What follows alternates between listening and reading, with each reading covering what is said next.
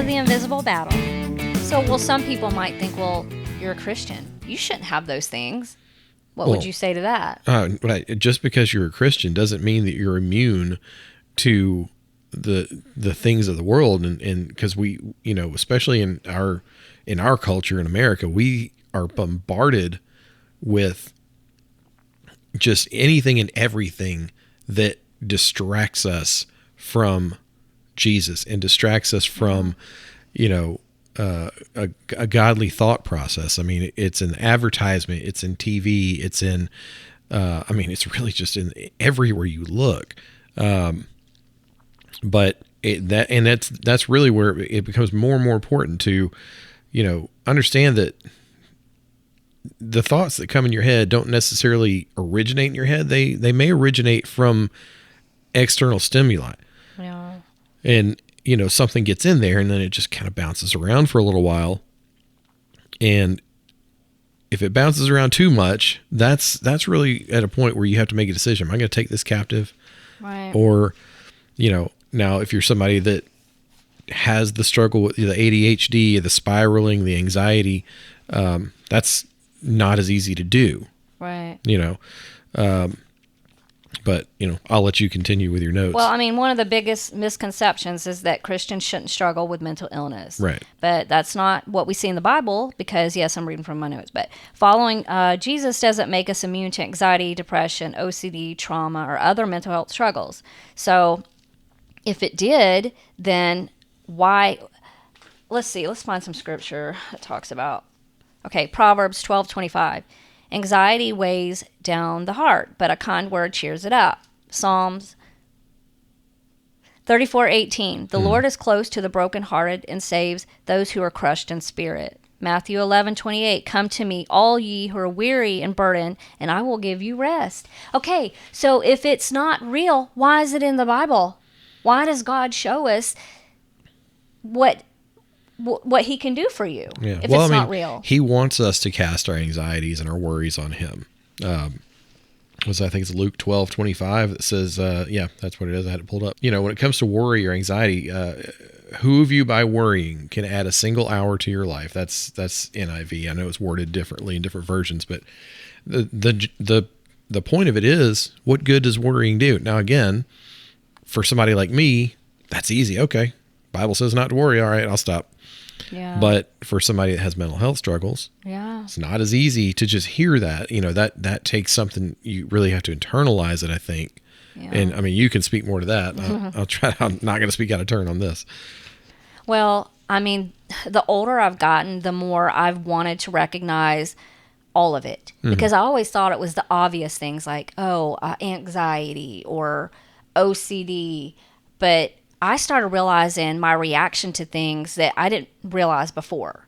Like, for example, if someone was acting a certain way, and I might be at a gathering or something, and in my mind, I'm a good observer. I know what they're doing. I know their actions. I know why they're acting like that. Instead of just, okay, maybe you're right. You have a good reading on people.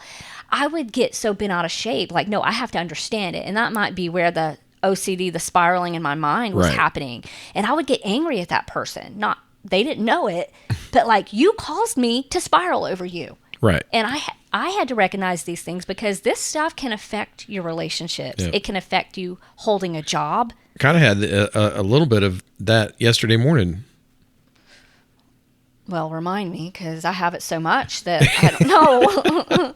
I'm not trying to say that I'm living in torment every day, but mental health is a daily exercise. Well, we were supposed to go on a hike. Oh. Yeah. Okay. And it did all end up working out really well. That is a good example. But, I saw it happening. I just in your response to there was a little change in plans. What did you see happening? I saw you getting angry about it because not because you were angry that the plans got changed necessarily, but you were angry because it caused you to go into a spiral. And in my mind, I remember telling you, but I recognized it. Yeah, this is part of recognizing it. I stopped and I said, you know what? I know what I'm doing. A part of me is, I wasn't mad at her, but I was mad. If this didn't happen, I wouldn't be in this loop right now. Right.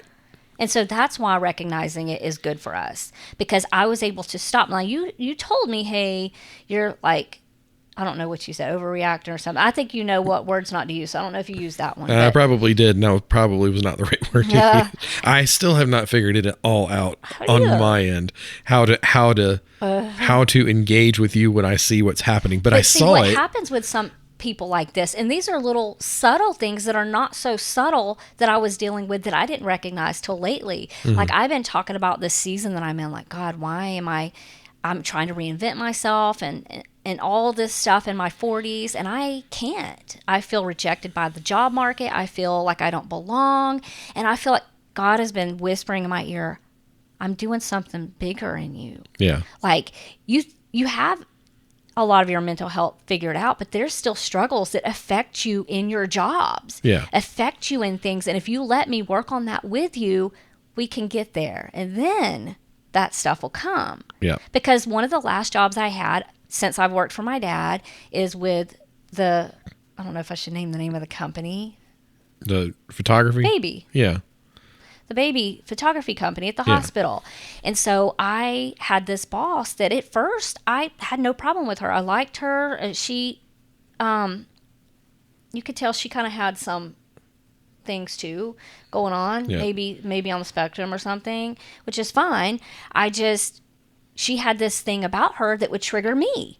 And it got to a point where I started realizing that same pattern of, you know what, if she wasn't the way she is, I wouldn't have to feel like this.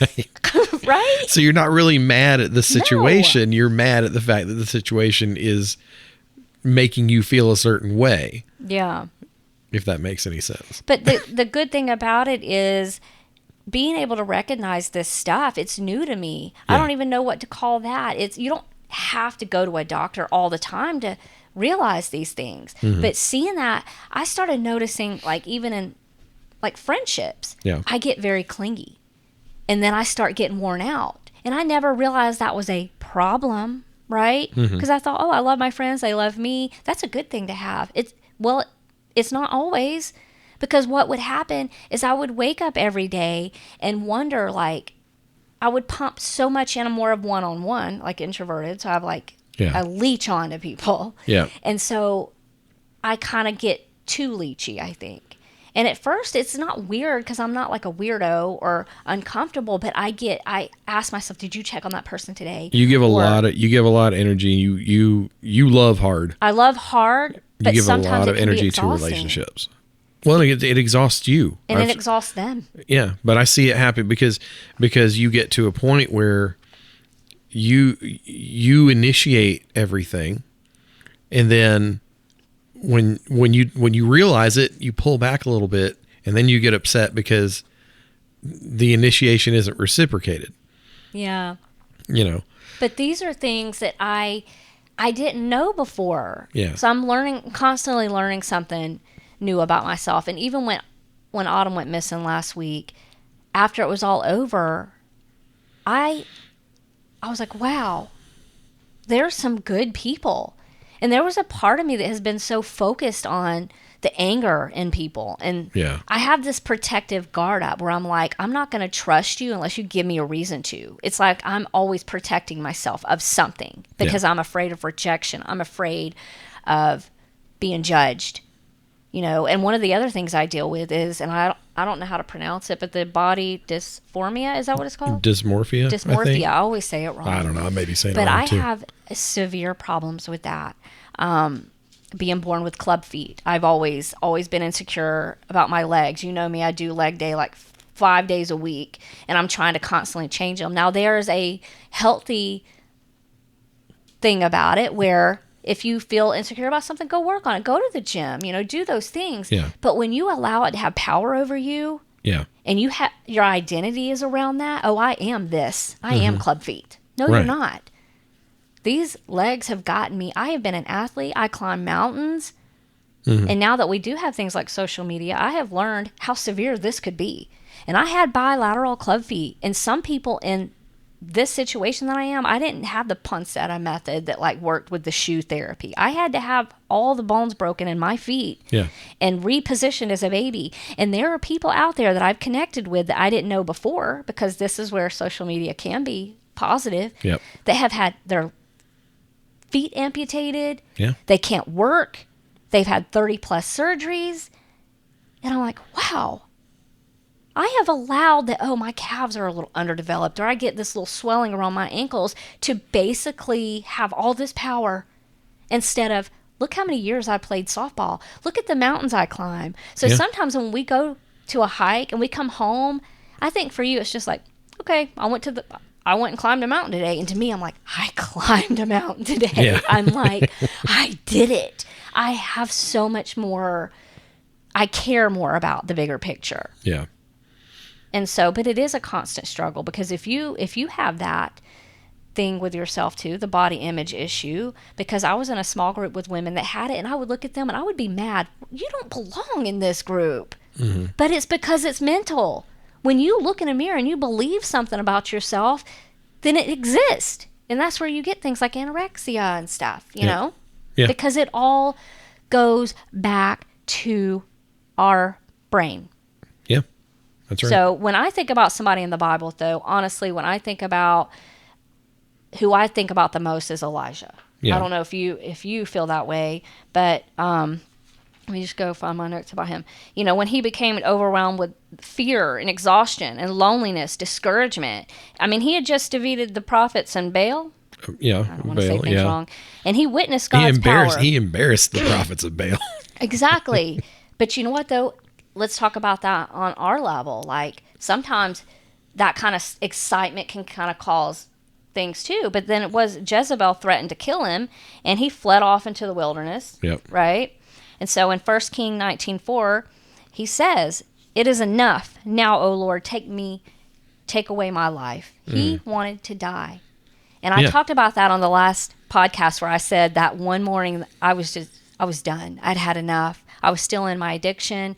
We had moved into this house, and I remember I was in the bathroom, and I'm just going to say it. I was sitting on the toilet. I don't know if I was using it or if I was sitting on it, but you were in the shower, and I was crying, and I was like, it's Sunday. We're about to go to church, but I was broken. And I said, who was it in the Bible? You remember? Who was it in the Bible that he just wanted to die? And you either didn't hear me, or you're just like, there she goes again. And so I don't say this stuff to pick on you. I say it because it does show how different we are, which also is how our marriage is so good, though. Like, we teach each other a lot of different things. And then we went to church, and the pastor literally got up on stage, and before he even started his sermon, he's like, who remembers in the Bible when Elijah called out to God to take him, that he was done? And it was like a whoa moment. Because I knew God heard me. I felt seen. And when we relate all of this to our spiritual life, if you're having it and you're a Christian, you're not bad. You're not doing anything wrong. But what can you do different? Because I have failed in so many ways. I fell into addiction. And if you know this, a lot of addicts struggle with mental health issues. Because your drug, whatever that may be, and it may be pornography. It may be an actual drug. It could be alcohol. It could be food. Obesity. But whatever it is, you are numbing. You want to numb that pain so bad that you fall into addiction. And even as a Christian, I can tell you, like you said, you have to exercise it. I might have to exercise it more than you. And what I mean by that is, because I have these struggles, I might need to exercise it more than you. And so when I kind of just, I'm good now, and I'm not praying as much, or I'm just on this little high with life's okay, there comes those sneaky little thoughts, maybe? I think that's a mistake we all make. Just as humans, we make the mistake of we get to a point where we feel like, we're good. We can relax. No, that's really, once you get to a point, you can't let the gas off. You know, when you're pursuing God and you're pursuing, his word and having it change your life, there's really not a point you can get to where you can let the gas off. Especially if you're trying to take thoughts captive, you have to take thoughts captive all day, every day. And sometimes that comes in the form too of being careful of what you allow into your mind. The tongue has a lot of power if we allow it. Yeah. And I have been very guilty at times. You would always tell me and I'd get mad because maybe in that moment I didn't want to hear it, but I needed to hear it. Mm-hmm. Like I was given power to the struggle. Like I can't take this anymore. And I would say it all the time. And I'm nobody wants me. I'm useless, like in the job market, you know, or like, you know, I'm never going to amount to anything more than being a substitute teacher. And then I will carry that to the job that day and I will believe all that stuff. Yeah. You're a loser. All these other teachers think that how did you end up here? Nobody with their head screwed on straight is going to end up here. And what happens is I start spiraling and spiraling. But when I'm following God, when I'm trusting Him, when I'm relying on Him and He's in me, everything is more manageable. Yeah. Like in the beginning, when I first started subbing, I had that peace over me because I was constantly praying and I was just so grateful to have a job. Yeah. That's how different it was. I was like, thank you, God. We needed this job. And I would go to school and people would flock to me, not because of me, but because they saw Jesus in me. And I have this tattoo. And this one woman came in the room I was in. She shut the door. And she said, I need to talk to you. I'm like, oh, God. And she's like, I know that your tattoo says be still, but I know that's biblical.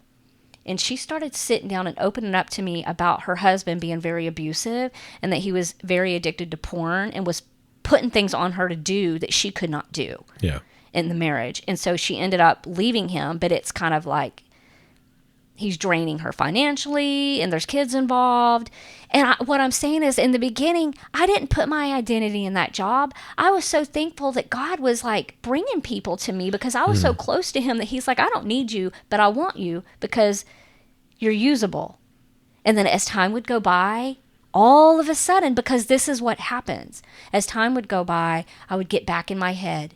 And then I started feeling the weight of, this is all you're going to amount to. And I had this attitude when I'd go into work. Nobody's no longer coming up to me and seeing that light in my eye. Right. Because when it fades, it fades. But when God is there, people can see that. He like, they flock to you. And it's not to give you credit. It's because He's like, I can use you because you know me and you're going to lead the broken to me.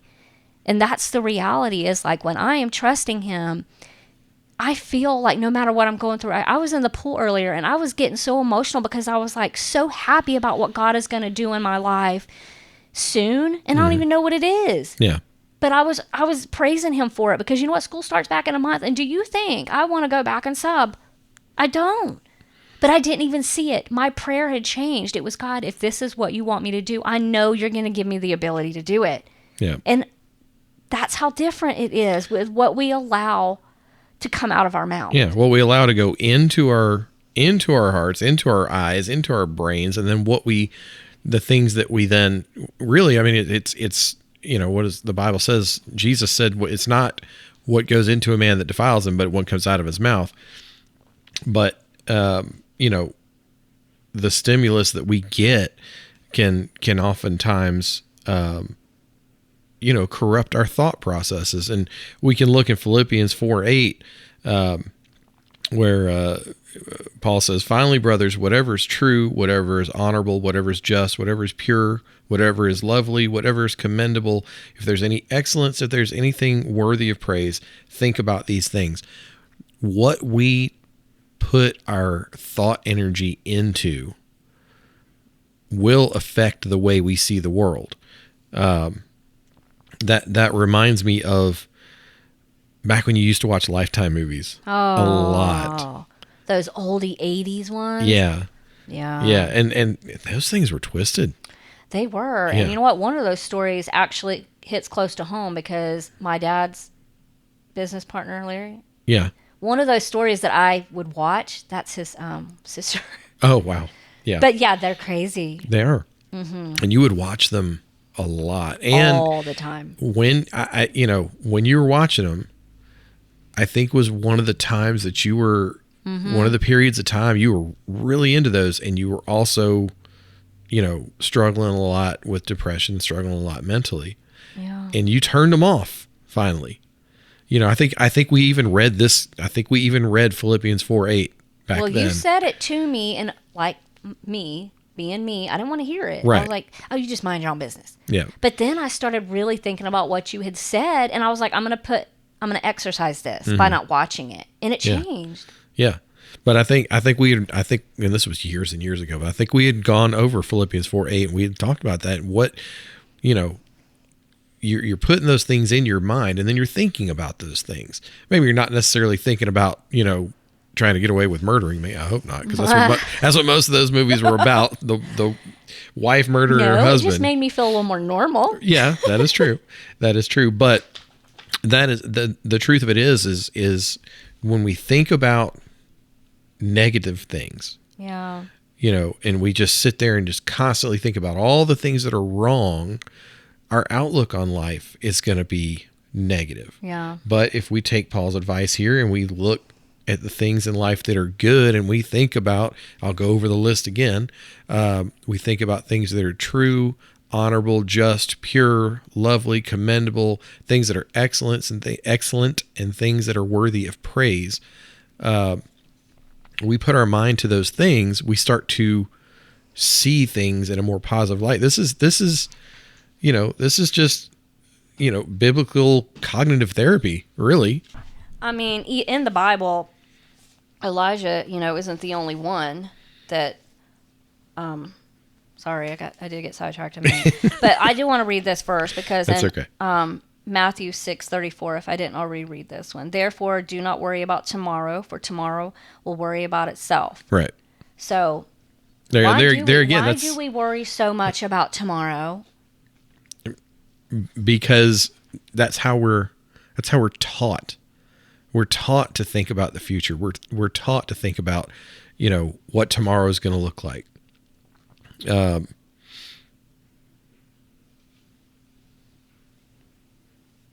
Well, sorry, you got me distracted. I know. I'm sorry. My dad is such a good example, and I do feel like I want to do one day like a whole episode on him, not because anybody knows him or like, yeah, we definitely want to hear about Dwayne Lally, but like his whole life is such a testimony. Yeah. And when I worked for my dad, I remember I would sit in the office, and this is a great example of what you're talking about with exercising. I worked for him, and it was construction. We were commercial general contractors. So our business was up and down. And he went through such seasons of down, using his second mortgage to pay employees. But there were times where I would sit there and I would panic, because this wasn't just a job. This was a family. I cared about this. Yeah.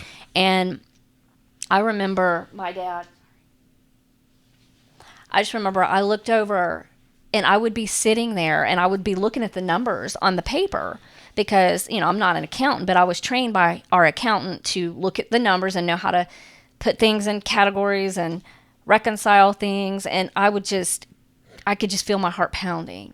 And I would look over at my dad. He would kind of sit behind me to the right. And I remember one day I started to say something, and his Bible was open. So I knew we were both sitting there with these thoughts on our mind. But the difference was I was giving into the thoughts. I was looking at my paper, what looked scary on paper, and what was my dad looking at?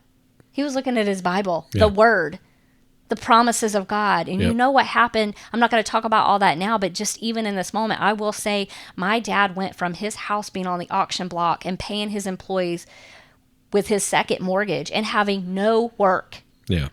I was taking brochures that I'd printed that probably didn't even make sense and handing them out places. My dad went from that to being so busy that we were in 6 states working, and he was the head contractor for a major company. And that's just kind of an example of are we really, really trusting God though? Yeah. We say it, and I hear people say it, but their actions aren't showing it at all. So some of the ways that I would pray before was, God, just change me. Take it away. I don't want to live like this anymore. And something that I've changed recently is, instead of praying that, I'll just say, God, help me understand it so that I can walk through it. Show me what's wrong so that I can handle these things as they come again, and heal me in broken areas that I don't understand. The reason why it's important to pray that and recognize that is I'm not saying, and now if you have been healed of depression or anxiety, congratulations, absolutely. God's in the healing business. But if you have something like this that can recur, it's kind of like if you have heart disease. You can be healed of it, but you might live with it and it's manageable, right? Yeah. So for me, I don't claim it that it's going to be in my life forever, but I'm aware, just like anything else. So instead of praying, just, I can't live like this anymore, God, just take this off me, I've changed that. I say, help me understand it. Help me know how to approach it. Help me have grace for myself. And just even changing the way that I pray has helped me. There's been a lot of growth, particularly in the last several months for me. I just feel like God is like just truly awakening me. And honestly, doing this podcast is making me dive into the word more. And I feel like God even heard me with that. I said, because of my attention issues sometimes, I can't just sit and read the Bible. I get so sidetracked. I will have to listen to the Bible or read it over and over because something will come into my mind. And I have to do it over and over. So it's like, help me find creative ways to dive into your word more and spend time where it's like, because I'm aware of that that activity in my brain. Yeah. And I feel like even through this, I have spent so much time thinking about him and diving into the word because I'm excited to do it in this way. Yeah. So what we're doing, I feel like has already been successful in me. Yeah. Because it's changed. Like I could be sitting down watching TV or on my phone. And instead I'm sitting here with you and talking about this. And if there's even one or two people that listen and say, you helped me, which that's happened to me. Yeah. Even if we don't have a ton of listeners, I mean, if it just reaches one or two people or if it's just cathartic for us, if it's worth it, if it can help us, work through and get deeper into the word and stuff, it's then I consider it a success. But something you've said a couple of times since we've been talking about this is having grace for yourself. Expand on that. Talk more about that. What does that mean? Well, because if you don't have grace for yourself, then you're probably going to be mean to yourself and you're giving power to that tongue again. You're going to say mean things to yourself. Then you're going to believe it. And then it just spirals from there. But you have grace for other people. You have compassion for other people, right? What they're going through. I've sat with people and said, you're not a bad person. You're human. You're okay. Why can't I talk that way to myself? Yeah. That's why. It's important to recognize it so that that compassion works for yourself too. Yeah. It's not to feel sorry for yourself or to have a crutch in your life. It's so that you can be nicer to yourself. You're listening. Have you ever heard that? You're listening, be nice. Your kids are watching you. Yeah. I've thought about that. The one thing I didn't want to do, I said, I don't want my kids to take after me with my mental health. And I would always pray that, like, please don't let them be like me, God. I feel like that wasn't the right way to pray. What I really have done is expose them too many times to anxiety. I've spoken about my body image issues in front of them, knowing very well that happened to me as a child. And now I see some of that in my children, and I have to take accountability that if I really truly didn't want them to have these things that I have, then I should have started with not vocalizing it. Right. Yeah. So what does it take to get to a point where you have grace for yourself? I mean, because you haven't, I don't think, until recently. Yeah. In one of the small groups that I was in, something came over me, and I don't remember exactly what it was, but it said, just pray and ask God to see you the way he sees you. Yeah. And I went to small group, and our leader said that. She said, we need to pray that. And I mean, I'll get emotional about it because I thought I actually saw what God saw. Yeah. And it was emotional because I look at myself from my struggles and I see this. I'm not even going to give power to it right now, the things that I see. Yeah. But when I saw me the way God saw me, I saw somebody worthy. I saw somebody smart. I saw somebody loving and worthy of being loved. And it was that actually happened. I got emotional about it because I looked at me and I didn't see the flaws and the struggles. I saw what God saw. And then you know what I prayed next? I prayed that God would help me to see other people the way he sees them, because Yeah. I have had struggles. When you're insecure or when you're miserable, so to speak, Yep. you sometimes find that in other people. And that was something I struggled with, judging other people, because when you're not happy or when you're miserable, you start seeing those things in them. Yeah. And so I had to pray not just for me, but that I would not see others that way. I would see them the way Jesus did. And you know what the thing is I started seeing people in this completely different light. And so that is why we have to pray these things and know that God has the power to change us miraculously like that. Yeah, I mean, that's true. God does see us all very differently than the way we see ourselves or the way we see each other.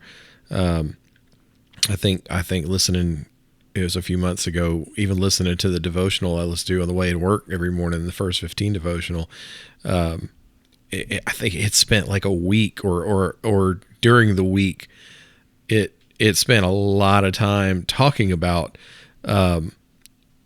asking the Holy Spirit to show me how God sees me. And it may have been around the same time that was happening with you, because it seemed like that was just coming from all angles.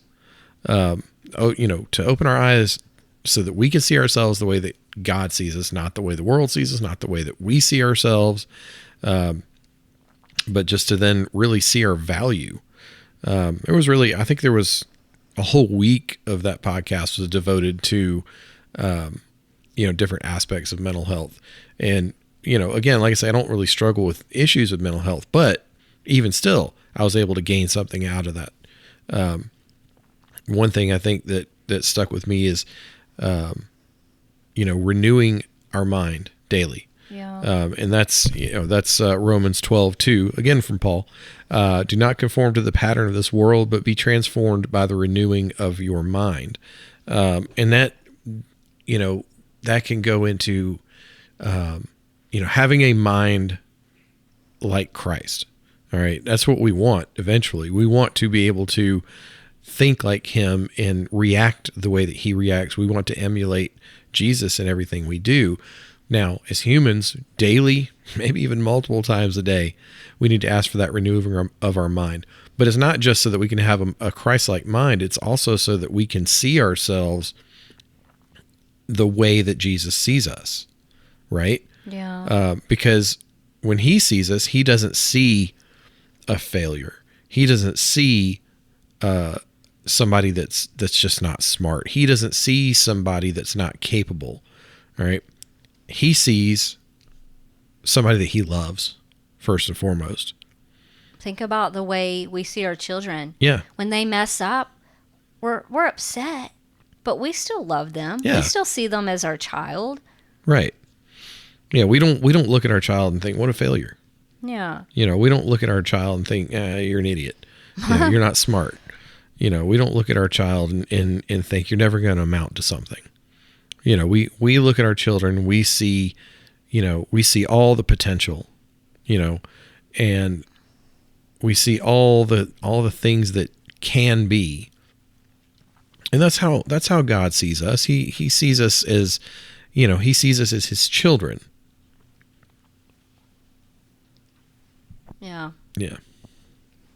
Well, I mean, the thing about it is, like, we won't spend a lot of time on it because I don't guess it's really mental illness, but something you've recognized a few years ago is that you had walls up. Yeah. And a lot of the way you were when we met was from those walls. And I just thought, no, not him. Like, he doesn't have mental illness. He's smart. He's talented. You don't have these issues. But some of the ways that you were maybe treating me or reacting to things the whole time was you had these walls up. Yeah. Nobody's ever going to do this to me again. Nobody's ever going to, whatever your walls were, you explained them to me and you recognized them recently. Yeah. And you were able to kind of crush those walls down. So it might not be mental illness, but you had something that you were protecting yourself from, some kind of pain. I think it probably it started from your parents' divorce or something. It started from that vulnerability. You didn't like that feeling of being vulnerable. I did not.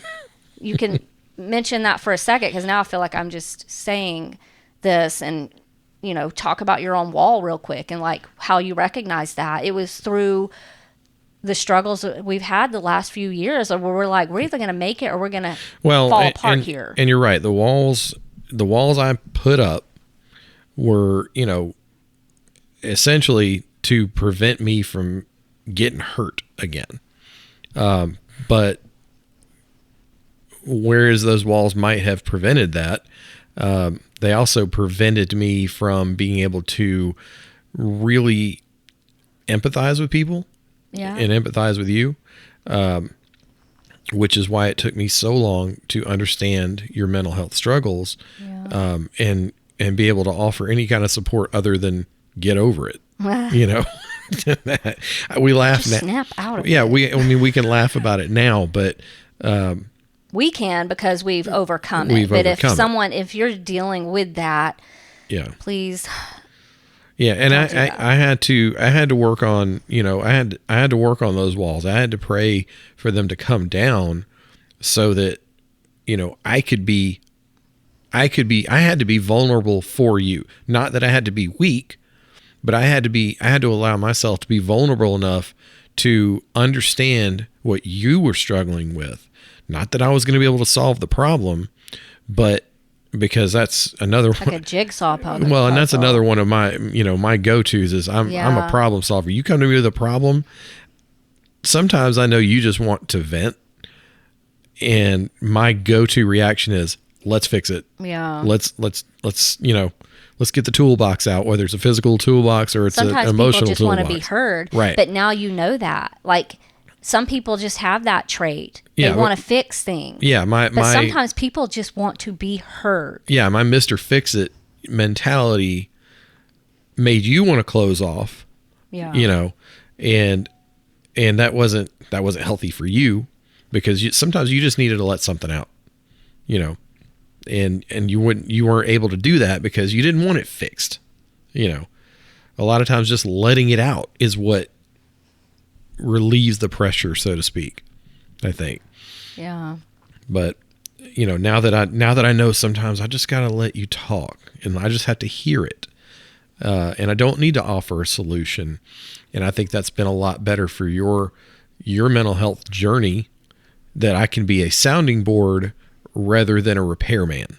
And I think to anybody that's like me out there that has a spouse that has those mental struggles, they don't necessarily want you to fix it.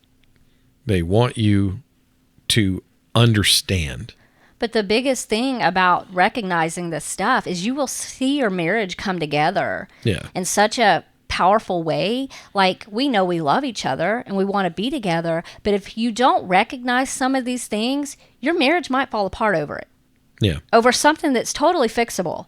But you have to kind of be open to change. And I have my issues. I used to, out of insecurity, I used to come at you really hard about things, and I belittle you sometimes because I had struggles, and I would dog you about your job or what you did, because to me, if we, I cared about what people thought, and I didn't want to be a loser, and I didn't want us to be looked at like losers. Yeah. And I would come at you with that, like, are you always going to do this forklift driving or something? And that's silly, because I was a forklift safety trainer.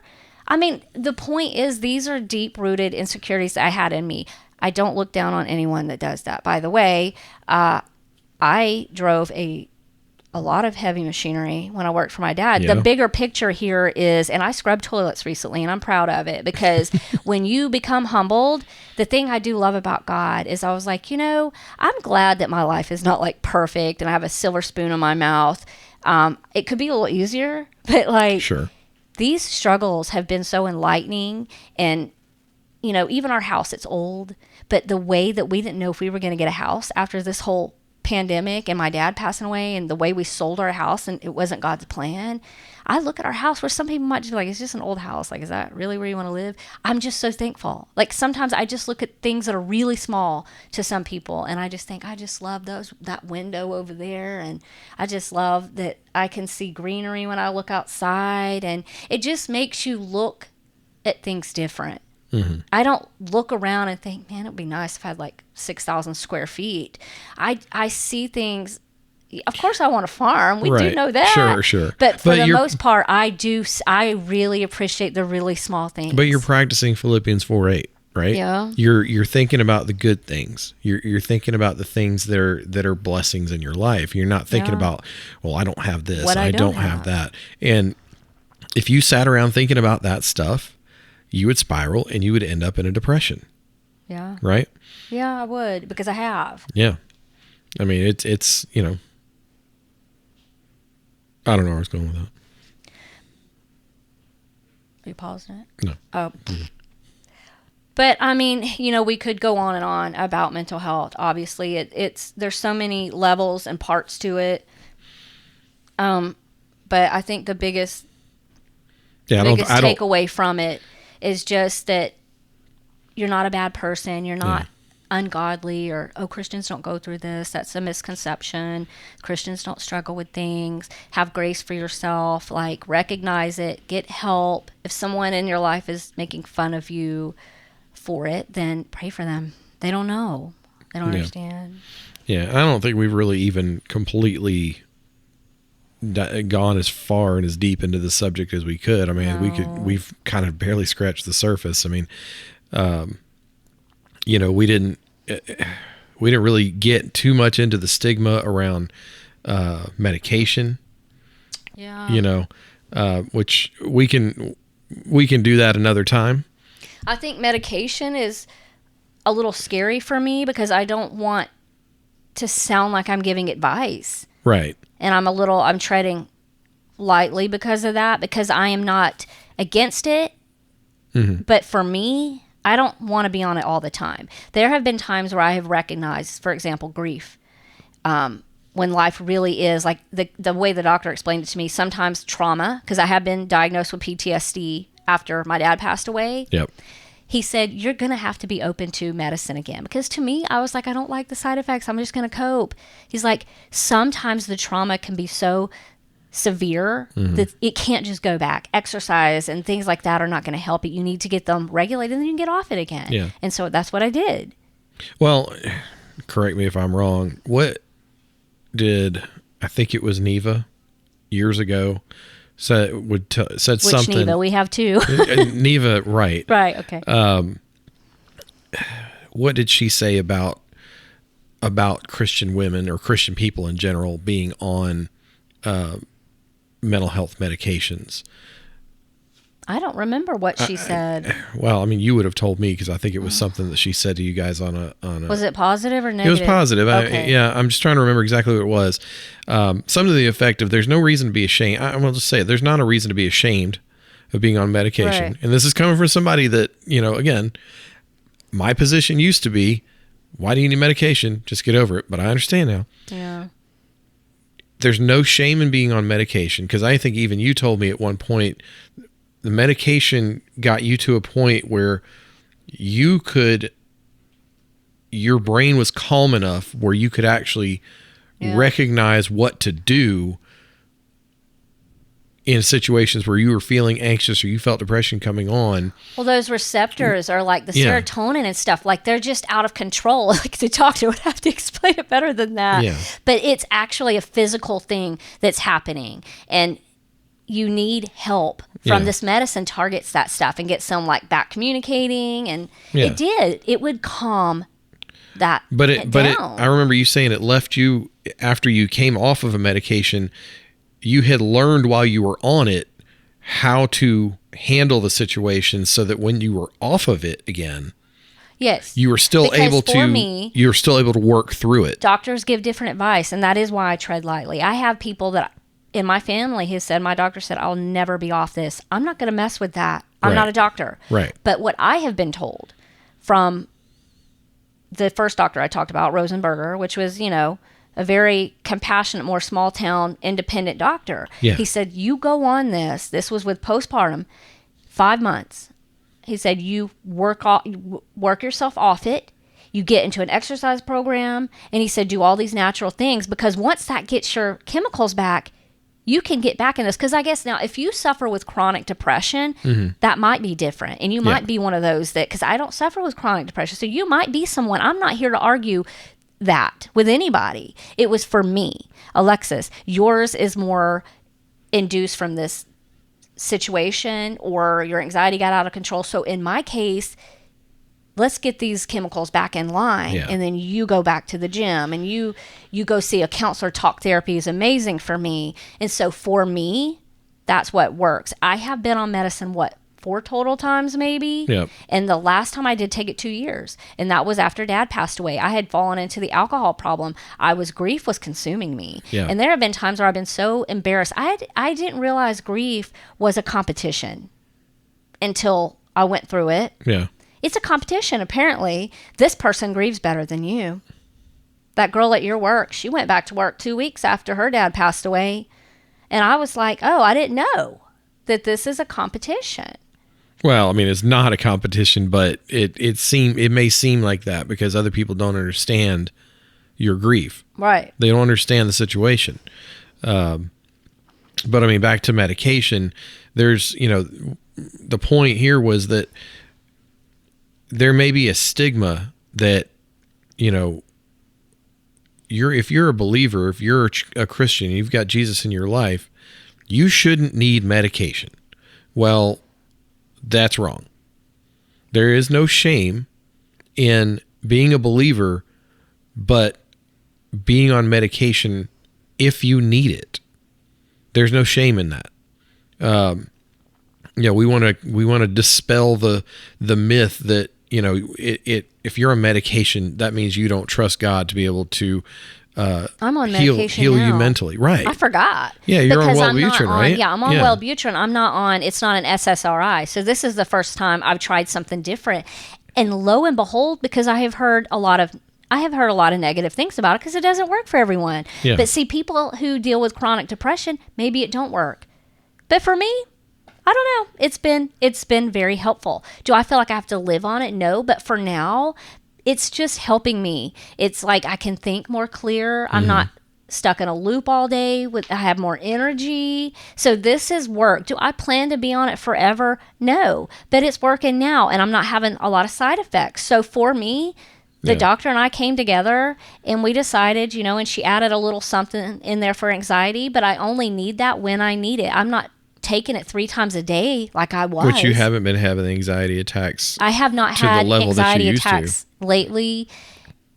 I mean, I would have them daily, and panic attacks even. Yeah. And you've witnessed some of my panic attacks. Now, panic attacks take it to a different level. It's complete loss of control, and it's physical, where you shake and you can't breathe, you sweat. I mean, I've come home and found you curled up in a ball on the floor. Yeah, we got the the weighted blankets and stuff. Yeah. And so, I haven't. And I do also feel like the more you go through things, it's like your toolbox gets bigger, and you have tools in that toolbox, which is why I'm saying take the medicine if you have it. That there's nothing wrong with that, but don't forget that put your Bible in that toolbox. Yeah. Put the gym in that toolbox. Yeah.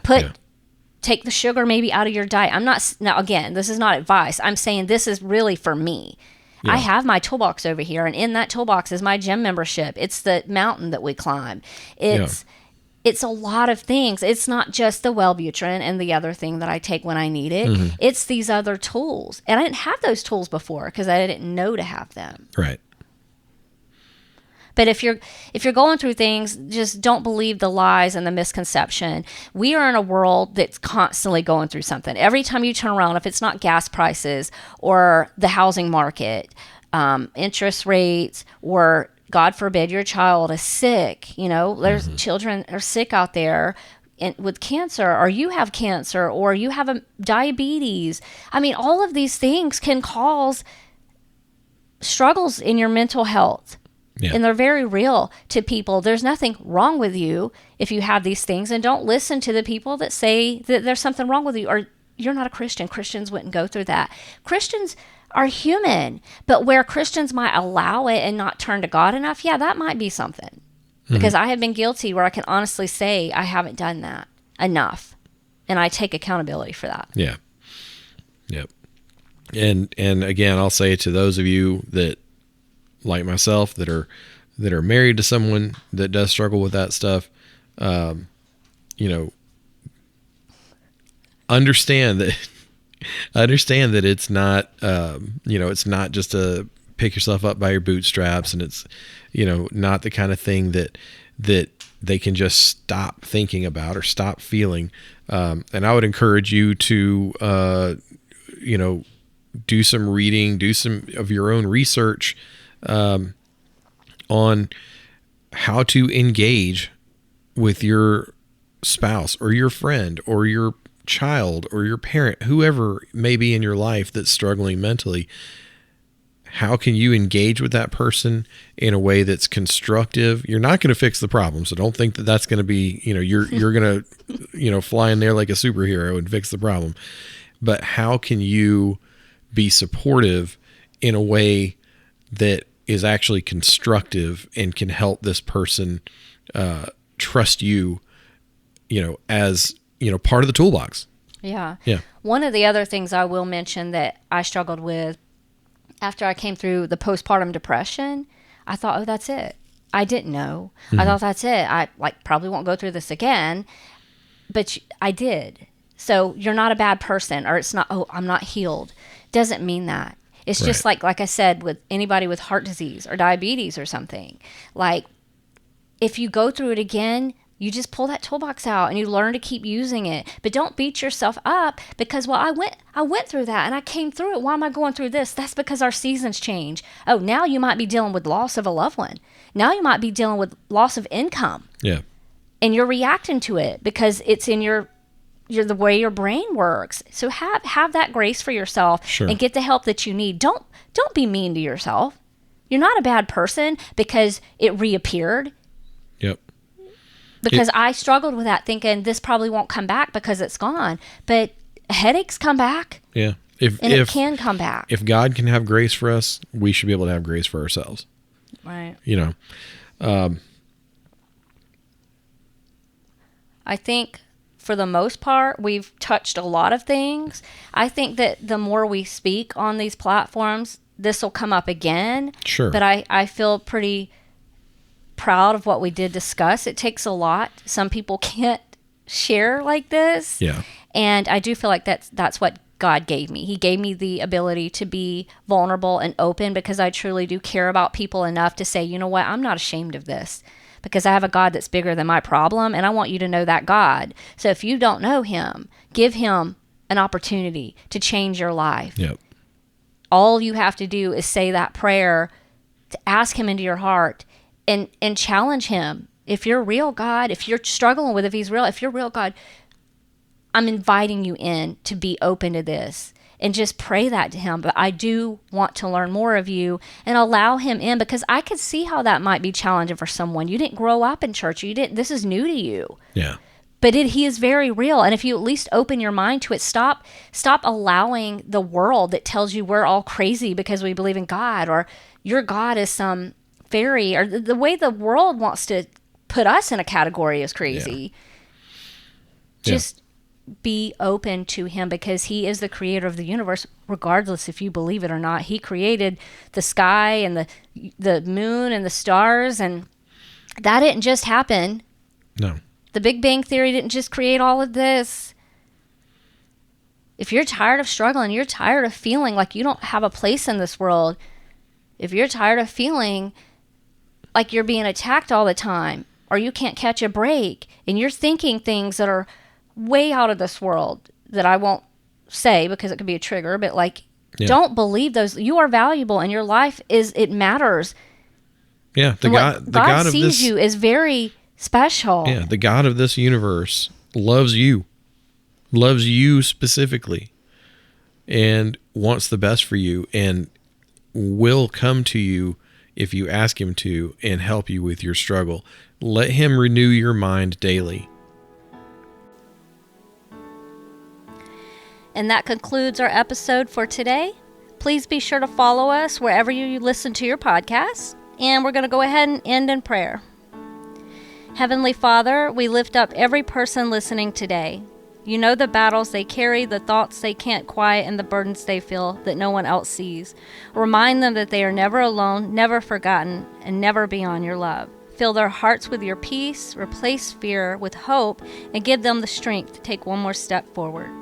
Surround them with the people who will encourage them and help them see their worth through your eyes. In Jesus' name, amen.